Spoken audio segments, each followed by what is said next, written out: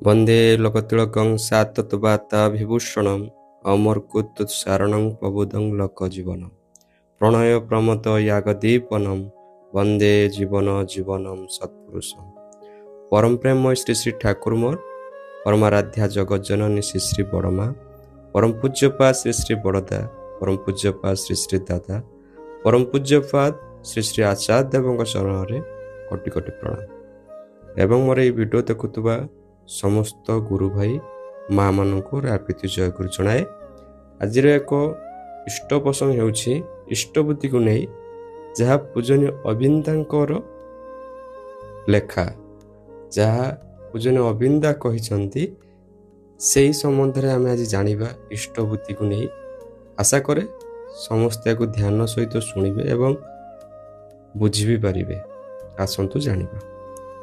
मनीष जहाँ किछि देखे शुणे सबु ही से तार आपणार बुद्धिर मापकाठी रखी विचार करने को चाहे। यही स्वभाव प्रकृति ही ताकू देइछि। जगतर सबु किछि को तेणु प्रश्न करी करी उत्तर बुझी नेबार चेष्टा आम मानकर अछि ही। आउ सारा जीवन से हजार प्रश्नर मेलारे गोटे प्रश्न किंतु बेले बेले घूरी बुली नाना चेहरा नहीं आम मानक आगे आसी हाजर हुए। केतेबेले अन्य मानक प्रश्न रे, केतेबेले बा निजर मनरे भी। इष्टबुद्धि आमे माने काहींकी करिवु, इष्टबुद्धि करिवु काहींकी याहाकू बुझिबा पूर्वरु प्रथमे इष्टबुद्धि विषयटा प्रकृत रे कोन ताहा टिके बुझि नेबा दरकार। इष्टबुद्धि कथा भितर दुईटी शब्द अछि, इष्ट एवं भृति। देखा गला इष्ट अर्थ मंगल आ भृति अर्थ भरण करिबा, बुद्धि करिबा। ताहले जहा आम मानकर जीवनर मंगल को बढ़ई तोले इष्टबुद्धि ताहा ही। आ मनीष तो केबे हेले एका बंची पारे ना। गोटे मनीष को घेरी तार घर, तार पड़ा पड़ोशी, तार समाज खाली एतिक नुहे, आउरी अनेक मनीष जीवन एका संगरे मिसी आगे चले। कार्यतः मंगल किंतु तार आख पाख अनेक मंगल को नहीं का बात ही नुहे। तेणु इष्टबुद्धि है से कर्म जहाँ आमको एभली मंगल पथरे नहीं चले, जो मंगल आम निजे संगे संगे अन्यर जीवन को मध्य यही भावे जोड़ी रखे, भरपूर करी तोले। वर्तमान प्रश्न उठे, मनीष तो बुद्धिमान प्राणी, केवल बुद्धि रे जोरे से आज जगत भितर सर्वश्रेष्ठ होई उठिछि।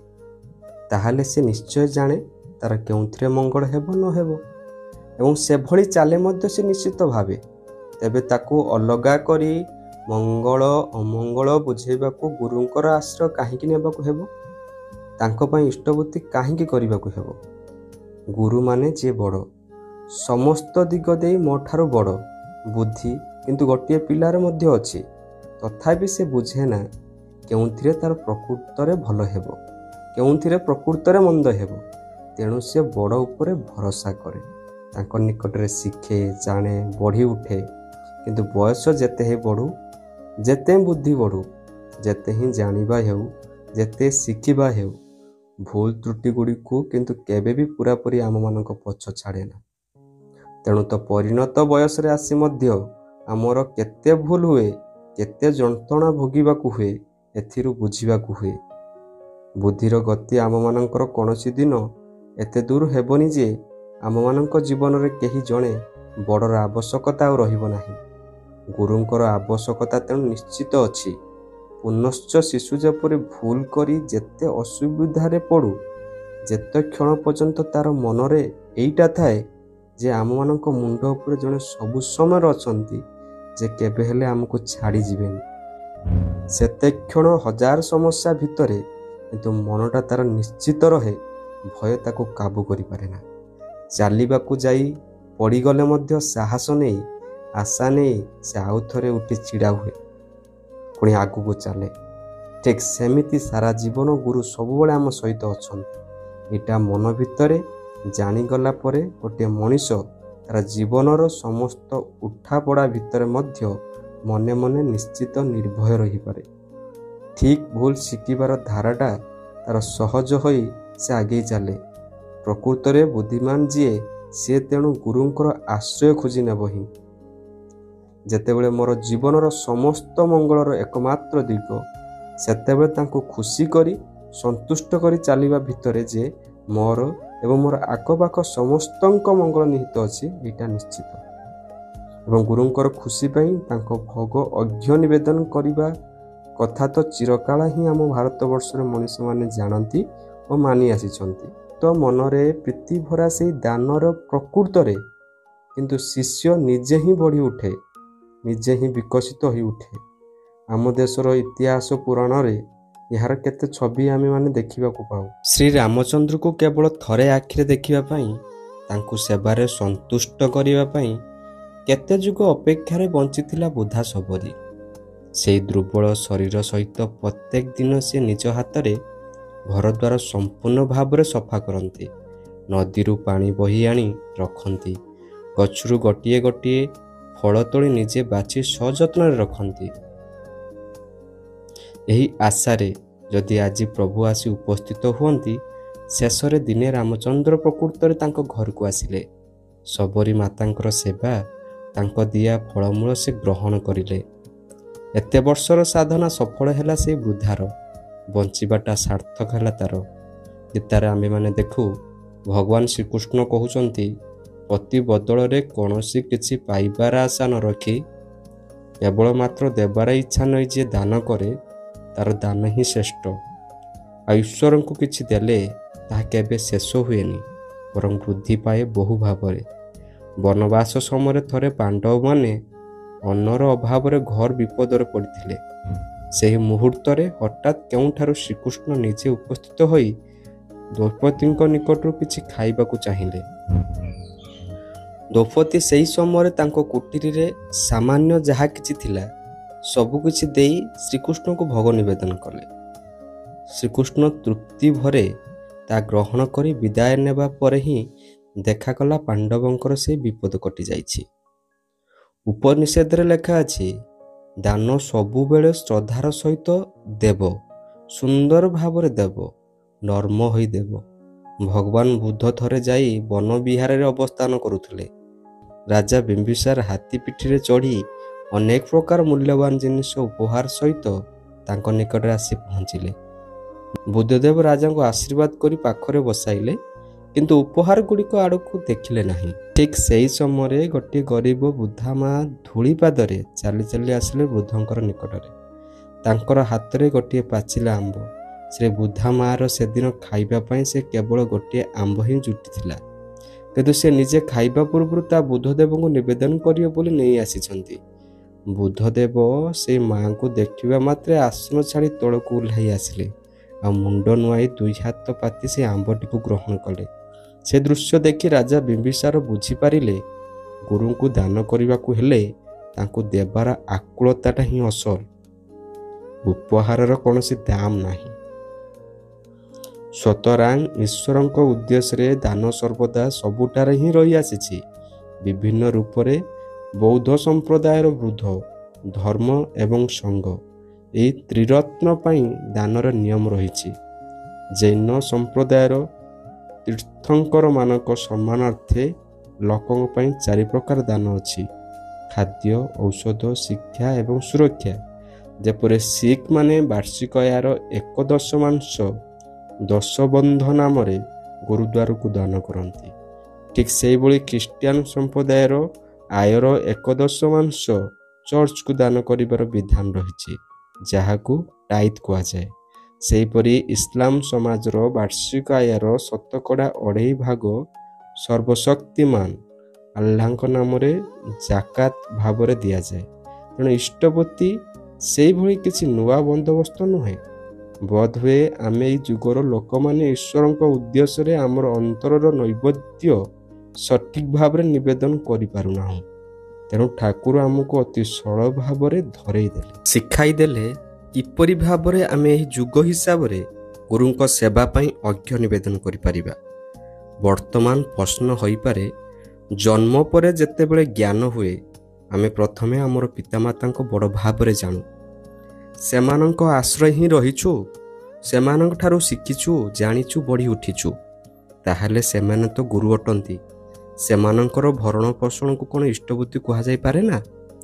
ଦେଖାଯାଏ, ଆମେ ଜନ୍ମ ହେବା ଦିନରୁ ପିତାମାତାଙ୍କ ହାତ ଆମ ମୁଣ୍ଡ ଉପରେ ଥାଏ ଠିକ୍, କିନ୍ତୁ କେବଳ ଆମ ଜୀବନର ପ୍ରଥମ ଭାଗ ପାଇଁ। ତାପରେ ସେମାନେ ବିଦାୟ ନିଅନ୍ତି ଜୀବନର ପରବର୍ତ୍ତୀ ଭାଗରେ। ଆପଣଙ୍କ ସହିତ ସ୍ତ୍ରୀ, ପିଲା କିମ୍ବା ଅନ୍ୟ ପ୍ରିୟଜନ ଥାଇପାରନ୍ତି, କିନ୍ତୁ ଆରମ୍ଭରୁ ଶେଷ ପର୍ଯ୍ୟନ୍ତ ମୋ ସାରା ଜୀବନ କିଏ ମୋ ସହିତ ଥାଆନ୍ତି କେବଳ ଈଶ୍ୱର। କେବଳ ମୋର ନୁହେଁ, ମୋର ପିତା, ମାତା, ସ୍ତ୍ରୀ, ପିଲାମାନଙ୍କ ଠାରୁ ଆରମ୍ଭ କରି ଦୁନିଆରେ ସମସ୍ତ ଜୀବଜନ୍ତୁଙ୍କ ଜୀବନକୁ କେବଳ ସିଏ ହିଁ ଆଚ୍ଛାଦିତ କରିଅଛନ୍ତି। ତାହେଲେ ଏଇ ଜୀବନର ପ୍ରକୃତ ଗଳ୍ପଟା କେବଳ ତାଙ୍କର ଆଉ ମୋର। ଅନ୍ୟ ସମସ୍ତେ ସବୁକିଛି ତ କ୍ଷଣକ ପାଇଁ ଆସନ୍ତି ଆଉ ଚାଲିଯାଆନ୍ତି। ସେମାନେ ତ କେହି ହେଲେ ମୋ ଜୀବନର ସବୁକିଛି ହୋଇପାରିବେ ନାହିଁ। ଯଦି ଟିକିଏ ଭାବି ଦେଖୁ, ତାହେଲେ ଦେଖାଯିବ ଜାଣତରେ କିମ୍ବା ଅଜାଣତରେ ଆମେ ସେ ଈଶ୍ୱରଙ୍କ କାହାର ନା କାହାର ମଧ୍ୟରେ ଖୋଜିବୁଲୁ। ଏମିତି କେହି ଯାହାଙ୍କୁ ନେଇ ମୁଁ ମୋ ଜୀବନରେ ଏହି କାହାଣୀ ଗୁଡ଼ିକୁ ମନ ମାନିଲା ଭଳି ସୁନ୍ଦର ଭାବରେ ସଜାଡ଼ି ଦେଇପାରେ। ଏବଂ ସତ୍ୟ ହେଉଛି ଯେ ମୁଁ ଯାହାଙ୍କୁ ସେହି ସ୍ଥାନରେ ଆଣି ବସାଇଥାଏ, ତାଙ୍କୁ ନେଇ କିନ୍ତୁ ମୋର ମନ ବୃଦ୍ଧି ସବୁବେଳେ ମସଗୁଲ ହୋଇଥାଏ। ଆଉ ଅଜାଣତରେ ମୋର ଜୀବନ ଏବଂ ମୋର ଚିନ୍ତା ଚଳନ ଗୁଡ଼ିକ ମଧ୍ୟ କିନ୍ତୁ ଆପେ ଆପେ ସେଇ ତାଙ୍କରି ଚରିତ୍ରରେ ଆଧାରରେ ବିକଶିତ ହେବାକୁ ଲାଗେ। ଦୀକ୍ଷା ମାଧ୍ୟମରେ ଇଷ୍ଟଗୁରୁଙ୍କୁ ଯିଏ ପାଏ, ସେ ଗୁରୁଙ୍କଠାରେ ଈଶ୍ୱରଙ୍କୁ ଅନ୍ୟମାନଙ୍କ ଅପେକ୍ଷା ଅଧିକ ଖୋଜିପାଏ। ତେଣୁ ସିଏ ତାଙ୍କୁ ହିଁ ସେଇ ଆସନରେ ରଖେ। ସେ ସର୍ବଦା ସେଇ ଇଷ୍ଟଙ୍କ ବିଷୟରେ ଭାବେ, କେବଳ ତାଙ୍କ କଥା ହିଁ କହେ। ସକାଳେ ଯେତେବେଳେ ନିଦରୁ ଉଠେ, ସେତେବେଳେ ସିଏ ହିଁ ମୋର ଆଗେ ମନେ ପଡ଼ନ୍ତି। ଏବଂ ସକାଳର ଏଇ ସୁନ୍ଦର ମୁହୂର୍ତ୍ତଟି, ଏଇ କ୍ଷଣି ହିଁ ତାଙ୍କ ସହିତ ମନ ଏବଂ ପ୍ରାଣରେ ଯୁକ୍ତ ହୋଇ ଅନ୍ତରର ସମସ୍ତ ଭଲ ପାଇବା ଦେଇ ତାଙ୍କ ଭୋଗ ପାଇଁ ଯେ ଅର୍ଘ୍ୟ ଟିକକ ସେ ନିବେଦନ କରେ, ସେ ଅର୍ଘ୍ୟ ହିଁ ଏଇ ଯୁଗର ଇଷ୍ଟବୃତ୍ତିର ସରଳ ବିଧାନ। ଏଇ ଟିକ ହିଁ କରିବା, ଏହାଦ୍ୱାରା ହିଁ ଆମର ସମସ୍ତ ଦିଗଟା ହିଁ ମଙ୍ଗଳମୟ ହୋଇ ଉଠେ। କିପରି? ଏଇ ଯେ ଦିନର ଆରମ୍ଭରେ ତାଙ୍କ ସହିତ ଯୁକ୍ତ ହୁଏ, ଏକମୁଖୀ ହୁଏ, ଏହି ଇଷ୍ଟବୃତ୍ତି ଦିନର ସତ୍ୟ କାର୍ଯ୍ୟ ମଧ୍ୟରେ ବି ଆମକୁ ତାଙ୍କର ଧ୍ୟାନରେ ରଖେ। ବର୍ତ୍ତମାନ ଯୁଗରେ ମନୋବିଜ୍ଞାନୀମାନେ କୁହନ୍ତି, ପ୍ରିୟତମକୁ ଭଲ ପାଇ କିଛି ଦେଲେ ଆମ ମସ୍ତିଷ୍କରେ କେତେକ ହର୍ମୋନ୍ ଯଥା ସେରୋଟୋନିନ୍, ଡୋପାମିନ୍, ଅକ୍ସିଟୋସିନ୍ ଇତ୍ୟାଦି କ୍ଷରଣ ବୃଦ୍ଧି ପାଇଥାଏ, ଯାହା ମନକୁ ଅସୀମ ଶକ୍ତି ଦେଇଥାଏ। ଏହା ବଞ୍ଚିବା ଏବଂ ବଢ଼ିବା ପାଇଁ ପ୍ରେରଣା ଯୋଗାଏ। ବିଭିନ୍ନ ଅଧ୍ୟୟନରେ ଦେଖାଯାଇଛି, ନିୟମିତ ଦାନ କଲେ ଶରୀର ରକ୍ତଚାପ ନିୟନ୍ତ୍ରଣ ଥାଏ, ହୃତ୍ପିଣ୍ଡ ମଜବୁତ ହୁଏ, ଷ୍ଟ୍ରୋକ୍ ହେବାର ଆଶଙ୍କା କମିଯାଏ ଏବଂ ଶରୀରର ଆନନ୍ଦର ସହିତ ତରତର ଭାବରେ କାମ କରୁଥାଏ। ମନରେ କ୍ଳାନ୍ତି ଅବସାଦ ବସା ବାନ୍ଧି ପାରେ ନାହିଁ। ସବୁ ଦିଗ ଦେଇ ଆମମାନଙ୍କର ଜୀବନ ଶକ୍ତି ବୃଦ୍ଧି ପାଏ। ଆଉ ଫଳସ୍ୱରୂପ ଦୁଇଟି ଜିନିଷ ଘଟେ। ଏଇ ଆମର ଅନୁଭବର ତଳ ବୃଦ୍ଧି ପାଇଥାଏ। ଯେତେବେଳେ ପ୍ରକୃତି ଆମକୁ କୌଣସି ଶୁଭ ସୁଯୋଗ ଦେଇଥାଏ, ସେତେବେଳେ ଆମେ ସେହି ସୁଯୋଗକୁ ଅଧିକ ସହଜରେ ଚିହ୍ନିପାରୁ। ସେତେବେଳେ ଆମମାନଙ୍କ ସଠିକ୍ ସମୟରେ ପଟ୍ କରି ନିଷ୍ପତ୍ତି ନେଇପାରୁ। ଆଉ ଦୁଇ, ସେହି ସୁଯୋଗର ଭିତର ଦେଇ ଆମେ ଆମର ବୃଦ୍ଧି, ଆମମାନଙ୍କର କର୍ମଦକ୍ଷତା ଯାହାର ଯେତେଟିକି ଅଛି, ତାକୁ ସବୁଠାରୁ ଭଲ ଭାବେ ବ୍ୟବହାର ମଧ୍ୟ କରିପାରୁ। ସେତେବେଳେ ଅଜାଣତରେ ଆଖପାଖର ପରିବେଶ ସାଧାରଣ ଅପେକ୍ଷା ଆମମାନଙ୍କର ସହାୟ ହୋଇ ଉଠେ ଅନେକ ବେଶୀ। ଆମମାନଙ୍କର ଉନ୍ନତିର ପଥ, ମଙ୍ଗଳର ପଥ ଏହି ଭାବେ ହିଁ ଖୋଲି ଯାଉଥାଏ। ଚିତ୍ତ ଯେଉଁଠାରେ ଭୟଶୂନ୍ୟ ହୁଏ, ମଣିଷର ପରମ ମଙ୍ଗଳ ତ ସେଇଠାରେ ହିଁ ଥାଏ। ଆମେମାନେ ସବୁଠାରୁ ଅଧିକ ଭୟ ପାଉ କେଉଁଠାରୁ? ଆମେମାନେ ଭୟ ପାଉ ଜୀବନ ହରା ହେବାକୁ। ଖାଲି ଶରୀର ଦେଇ ବଞ୍ଚି ରହିବାଟା ଜୀବନ ନୁହଁ। ମୋ ସାଙ୍ଗରେ ମୋର ଯାହା ଯାହା କିଛି ନେଇ ମୁଁ ଯାହା ଯାହା ଦେଇ ମୋର ସମ୍ପୂର୍ଣ୍ଣ ଜୀବନଟା ସୁନ୍ଦର ହୋଇ ସଜେଇ ହୋଇ ରହିଛି, ଆତ୍ମୀୟ ସ୍ୱଜନ, ବିଷୟ ଆଶୟ, ସମ୍ପତ୍ତି, ସାମର୍ଥ୍ୟ, ଏଇଗୁଡ଼ିକୁ କୌଣସିଟା ହିଁ ଆମେ ହରାଇବାକୁ ଚାହୁଁନା, ପାଇବାକୁ ଚାହୁଁ ଜୀବନର ଶେଷ ସମୟ ପର୍ଯ୍ୟନ୍ତ। ଆଉ ଭୟଟା ସେଇଠାରେ ହିଁ, କାରଣ ଆମେ ସମସ୍ତେ ଜାଣୁ ଏଇଗୁଡ଼ିକ କୌଣସି ମତେ ଚିରକାଳ ରହିବ ନାହିଁ। ତେବେ ମଧ୍ୟ ଆମେମାନେ ପ୍ରାଣେ ପ୍ରାଣେ ଧରି ରଖିବାକୁ ଚେଷ୍ଟା କରୁ ଯେତେଟା ପାରୁ। କିନ୍ତୁ ଶେଷରେ ଯଦି ହରାଇବାକୁ ହିଁ ହୁଏ, ତାଠାରୁ ଯେଉଁ ଆଘାତ, ଯେଉଁ ଯନ୍ତ୍ରଣା ପାଇବାର ଭୟ ଆମ ଭିତରେ ସଞ୍ଚିତ ହୋଇ ରହିଛି, ଇଷ୍ଟବୃତ୍ତି କରିଲେ ସେହି ଭୟଟା କଟିଯାଏ। ଆଉ ତାହା କଟିଯାଏ ଆପେ ଆପେ, ଭଲ ପାଇବାର ଶକ୍ତିରେ କଟିଯାଏ। ଏକମାତ୍ର ଗୁରୁଙ୍କର ହାତରେ ନିଜକୁ ଏକଦମ ଛାଡ଼ି ଦେଇ ତାଙ୍କର ଆଦେଶ ମାନି ଚଳିପାରିଲେ ଆମର ଯେତେ ଦୁଶ୍ଚିନ୍ତା ଅଛି, ଯେତେ ଦୁର୍ବଳତା ଅଛି ସବୁ ଦୂର ହୋଇଯାଏ ନିମିଷକେ। ଜଣକୁ ମଥାରେ ନେଇ ଚାଲିଲେ କୌଣସି ବନ୍ଧନ ତାକୁ କେଉଁଠି ବି ରୋକିପାରେ ନା। ଜୀବନର ଯେତେ ଝଡ଼ ତୋଫାନ ହିଁ ଆସୁ, ଶେଷ ମୁହୂର୍ତ୍ତ ପର୍ଯ୍ୟନ୍ତ ଲଢ଼େଇ କରିବାର ଶକ୍ତି ହୃଦୟରେ ଥାଏ। ଅନ୍ତରରେ ସିଏ କୌଣସି ଦିନ ହାରିଯାଏ ନା। ଜୀବନକୁ ସେ କୌଣସି ଦିନ ହାରିଦିଏ ନା। ପ୍ରତିଦିନ ଇଷ୍ଟପତି ନିବେଦନ ସଙ୍ଗେ ସଙ୍ଗେ ଆଉ ଗୋଟିଏ ବିଷୟ ଅଛି, ସେଇଟା ହେଲା ପ୍ରତି 30 ଦିନରେ ଗୁରୁଙ୍କ ପାଖକୁ ପଠାଇବାର ବ୍ୟବସ୍ଥା କରିବା। ଏଇଟା ଇଷ୍ଟପତିର ଅଙ୍ଗ। ଠିକ୍ 30 ଦିନରେ କାହିଁକି ପଠାଇବି? କାରଣ 30 ଦିନ ମଧ୍ୟରେ ପୂର୍ଣ୍ଣିମା, ଅମାବାସ୍ୟା ଇତ୍ୟାଦି ତିଥି ଗୋଟେ ଥର ପଡ଼ିଥାଏ। 30 ଦିନରେ ଅର୍ଘ୍ୟ ନିବେଦନ କରିବାର ଗୋଟିଏ ପର୍ବ ପୁରା ହୁଏ।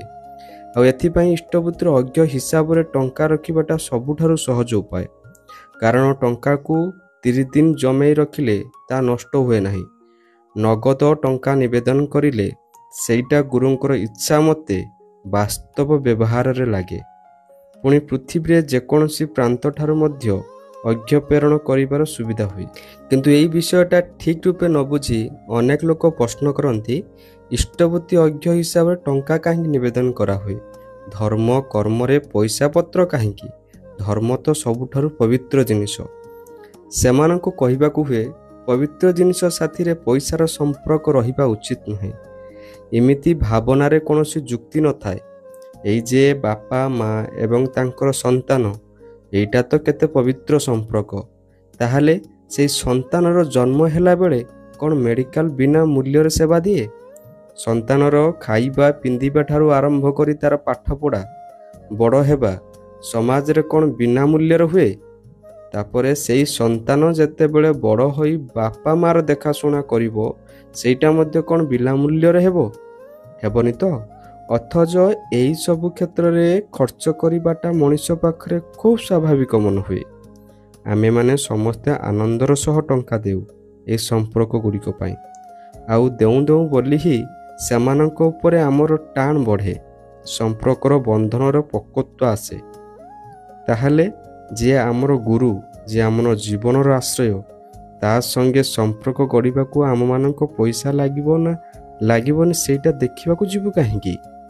ନିତ୍ୟ ତାଙ୍କର ଭୋଗ ପାଇଁ ଯାହା ନିବେଦନ କରୁଛୁ, ସେଇଟା ଯଦି ସମୟ ମୁତାବକ ତାଙ୍କ ପାଖକୁ ନ ପଠାଇ ପାରିଲି, ଆଉ ସେଇଟା ଯଦି ତାଙ୍କର ଇଚ୍ଛା ମୁତାବକ ବାସ୍ତବ ବ୍ୟବହାର ନ ଲାଗିପାରିଲା, ତାହେଲେ ସେ ଇଷ୍ଟପତିର କୌଣସି ମାନେ ହିଁ ରହେ ନା। ବାସ୍ତବରେ ମୁଁ ତାଙ୍କୁ ଟଙ୍କା ଦେଇ ପୂଜା କରିବି, 1000 ବାର ଦେବି, 1000 ଗୁଣ ଆନନ୍ଦ ନେଇଦେବି। ଆଉ କେବଳ ଟଙ୍କା କାହିଁକି? ଆମେମାନେ ତ ଆମର ଯାହା କିଛି ଅଛି ସବୁକିଛି ହିଁ ଆମର ପ୍ରିୟ ଲୋକଙ୍କ ପାଇଁ ଉପହାର ପ୍ରସ୍ତୁତ କରୁ, ଯାହାକୁ ନେଇ ସେମାନେ ଆନନ୍ଦ ପାଆନ୍ତି, ସେମାନଙ୍କର ମନ ପରିପୂର୍ଣ୍ଣ ହୁଏ। କାରଣ ଆମେ ସମସ୍ତେ କିନ୍ତୁ ଅନ୍ତରେ ଏହା ଜାଣୁ ଯେ ଏହିସବୁ ଯେତେ ଅର୍ଥ, ଯେତେ କ୍ଷମତା, ଯେତେ ପ୍ରତିଭା, ଯେତେ ଆୟୋଜନ, ଏହା ସବୁ କିଛି ହିଁ ନିଜ ପାଇଁ ଧରି ରଖି ପାରିବା ନାହିଁ ଏବଂ ସାଙ୍ଗରେ ନେଇ ଜୀବନର ଆରପାରିକୁ ଯାଇପାରିବା ନାହିଁ। ବରଂ ଏହି ଜୀବନରେ ଏହି ଘନିଷ୍ଠ ଲୋକଙ୍କୁ ଏହି ସମସ୍ତ ଭିତରି ଦେଇ ପାଇଥିବା ଆନନ୍ଦ, ଆଶୀର୍ବାଦ, ପ୍ରେମ ଆମ ପାଇଁ ସବୁଦିନ ପାଇଁ ରହିବ। ଯଦି ମୋ ଜୀବନ ମୋର ଗୁରୁ ରୂପୀ ଈଶ୍ୱରଙ୍କ ଚାରିପଟେ ଘୁରି ବୁଲୁଛି, ତାହେଲେ ତାଙ୍କର ଖୁସି ପାଇଁ କିଛି ବି ଦେବାକୁ ମୋର ରାଜି ରହିବାଟା ସ୍ୱାଭାବିକ। କାରଣ ମୁଁ ଜାଣେ ଯେ ସେ ଅସଲରେ ମୋ ଠାରୁ କିଛି ବି ଚାହାନ୍ତି ନାହିଁ, ନିଅନ୍ତି ନାହିଁ। ସେ ଏମିତି ହିଁ ଆମକୁ ଭଲ ପାଆନ୍ତି। ବରଂ ମୋର ତାଙ୍କୁ ଦେବାର ବୁଦ୍ଧିଟା ତାଙ୍କ ପ୍ରତି ମୋର ଟାଣଟା ବଢ଼ାଇ ତୋଳିବ। ମା ଯେମିତି ନିଜ ହାତରେ ଛୁଆ ପିଲାର ଯତ୍ନ କରେ ବୋଲି ଛୁଆ ଉପରେ ତାର ଭଲ ପାଇବାଟା ଗଜେଇ ଉଠେ। ପ୍ରତିଦିନ ସବୁ କିଛିର ପୂର୍ବରୁ ଇଷ୍ଟପତି ନିବେଦନ କରିବା ଏବଂ ଖିଆଲ ରଖି ଏହାକୁ ଯତ୍ନର ସହିତ 30 ଦିନର ପଠାଇବାର ମଧ୍ୟ ଦେଇ ଗୁରୁଙ୍କ ଉପରେ ଆମର ସେ ଟାଣ ଭଲ ପାଇବା ଗଜେଇ ଉଠିବ। ସେଇଠାରେ ହିଁ ଆସିବ ଭକ୍ତି, ଆଉ ସେହି ଭକ୍ତି ହିଁ ଧୀରେ ଧୀରେ ଘନୀଭୂତ ହୋଇ ଦିନେ ପ୍ରେମରେ ପରିଣତ ହେବ। ଯେଉଁ ପ୍ରେମ ହେଉଛି ମାନବ ଜୀବନର ପ୍ରକୃତ ଧନ, ପ୍ରକୃତ ସମ୍ବଳ। ତେଣୁ ତାଙ୍କୁ ଦେବା ସବୁ ଦିଗରେ ମୋ ପାଇଁ ପୁଣ୍ୟ, ସବୁ ଦିଗରୁ ପୂର୍ଣ୍ଣ। ପ୍ରଶ୍ନ ଉଠିପାରେ, ଏହା ଗୁରୁଙ୍କୁ ହିଁ ବା ଦେବି କାହିଁକି? ନିଜ ଆଖପାଖରେ ଯଦି ସମସ୍ତଙ୍କର ମଙ୍ଗଳ କରିବାକୁ ହୁଏ, ତାହେଲେ ମୁଁ ନିଜେ ସେଇଟା ତ କରିଦେଇପାରେ। ମୋର ଟଙ୍କା ପଇସା ମୋର ଚତୁଃପାର୍ଶ୍ୱରେ ଯେଉଁ ଅସହାୟ ମଣିଷ ଅଛନ୍ତି ସେମାନଙ୍କୁ ଯେତେଟା ପାରେ ଦେଇ ସାହାଯ୍ୟ କରିପାରେ।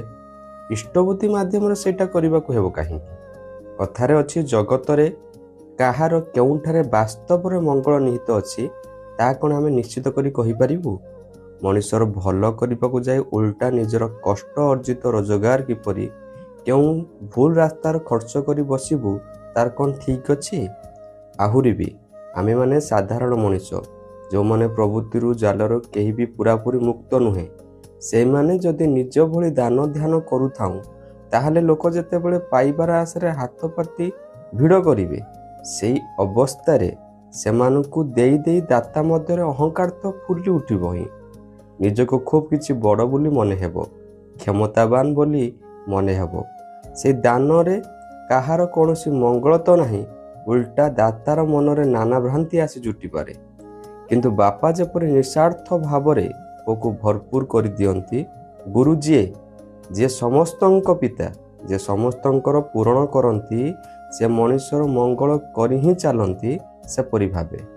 ତେଣୁ ତ ଆମେମାନେ ଯେତେବେଳେ ଆମର ଦାନ ତାଙ୍କ ଦୁଆରକୁ ନେଇଯାଉ ସେତେବେଳେ ତାଙ୍କୁ ଦେବା ସମୟରେ ଆମମାନଙ୍କର ଅହଂ ନଇଁଯାଏ, ହାତ ଯୋଡ଼ି ହୋଇଯାଏ, ମନ ଭରିଯାଏ ଶ୍ରଦ୍ଧାରେ ପ୍ରେମରେ।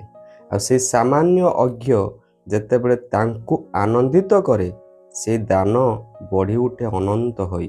ସେ ଟଙ୍କା କେତେଟା ସେତେବେଳେ ଅମୂଲ୍ୟ ହୋଇଯାଏ। ମଣିଷର ମଙ୍ଗଳ ଅମଙ୍ଗଳ ଯିଏ ମୋ ଠାରୁ ଢେର ବେଶୀ ଜାଣନ୍ତି, ଏହି ଜଗତ ପାଇଁ ତାଙ୍କର ମଙ୍ଗଳ ଚିନ୍ତା ଆଜି ଏକ ବିରାଟ ପ୍ରତିଷ୍ଠାନର ରୂପ ନେଇଛି। ମୋର ଯାହା କିଛି ଅବଦାନ ତାହା ଯଦି ଇଷ୍ଟବୃତ୍ତିର ମଧ୍ୟ ଦେଇ ସେଇଠାରେ ଯାଇ ପହଞ୍ଚେ, ତାହେଲେ ମୋର ସେଇ ଛୋଟ ଅଜ୍ଞ କେତେ ଯେ ମଣିଷର ଠିକ୍ ଠିକ୍ ମଙ୍ଗଳ ଡାକି ଆଣିପାରେ ତାର ହିସାବ ନାହିଁ। ଆଉ ମୋର ଏହି ଦେବା ମାଧ୍ୟମରେ ସେଇ ଲକ୍ଷ କୋଟି ଚିହ୍ନା ଅଚିହ୍ନା ମଣିଷ, ଯେଉଁମାନେ ସେଇ ଏକ ହିଁ ଈଶ୍ୱରଙ୍କ ହାତ ଧରି ଅଛନ୍ତି, ସେହି ସମସ୍ତ ପ୍ରାଣଙ୍କ ସହିତ ଏକ ଆତ୍ମୀୟତାର ବନ୍ଧନରେ ବାନ୍ଧି ହୋଇଯାଏ। ବଢ଼ି ଉଠେ ଏକରୁ ବହୁରେ ନିଜର ଅଜାଣତରେ। ବୁଦ୍ଧିମାନ ତେଣୁ ବିଶ୍ୱର ମଙ୍ଗଳ ଅମଙ୍ଗଳର ବିଚାର ଈଶ୍ୱରଙ୍କ ଉପରେ ଛାଡ଼ିଦିଏ, ଆଉ ତାଙ୍କର କର୍ମରେ ନିଜର ଯାହା କିଛିକୁ ଉଜାଡ଼ କରି ଯୋଗାଣ ଦେଇ ଚାଲେ। ଆମେମାନେ ଯେପରି ସେଇ ଭାବେ ହିଁ ନିଜକୁ ଇଷ୍ଟଙ୍କର ଶ୍ରୀଚରଣରେ ସମର୍ପିତ କରିପାରୁ, ଇଷ୍ଟବୃତ୍ତିରେ ଏହି ମହାନ ବ୍ରତ ସାଧନ କରି ଧନ୍ୟ ହୋଇପାରୁ। ପରମପିତାଙ୍କ ନିକଟରେ ଏହା ହିଁ ଏକାନ୍ତ ପ୍ରାର୍ଥନା। ବନ୍ଦେ ପୁରୁଷୋତ୍ତମ।